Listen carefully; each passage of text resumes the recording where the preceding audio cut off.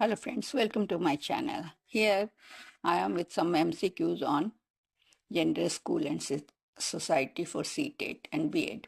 If you like the video, please share and subscribe. Question number 1.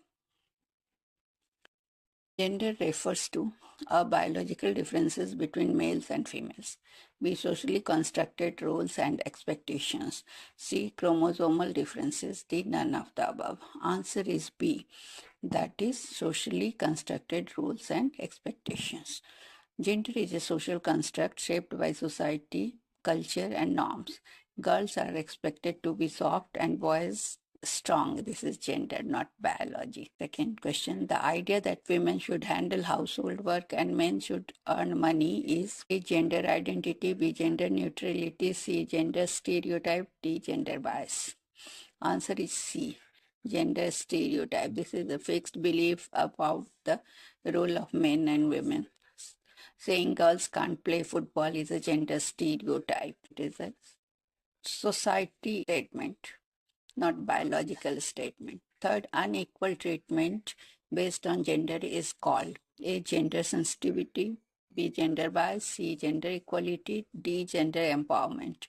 Answer is B, that is gender bias. When one gender is treated unfairly or given fewer opportunities, allowing only boys to answer questions in class is the example. Question number 4, gender socialization happens through A. Family, B. School, C. Media, D. All of the above. Answer is D.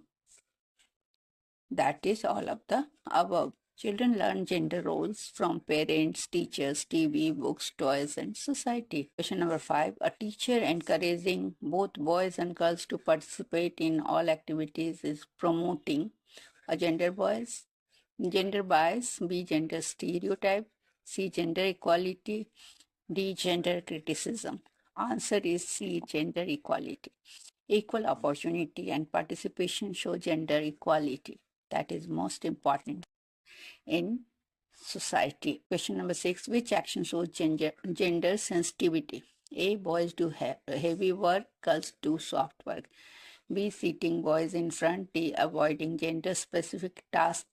D. Allowing only girls in the dance class. Answer is C. Avoiding gender-specific tasks. Gender-sensitive teachers avoid dividing tasks based on gender. 7.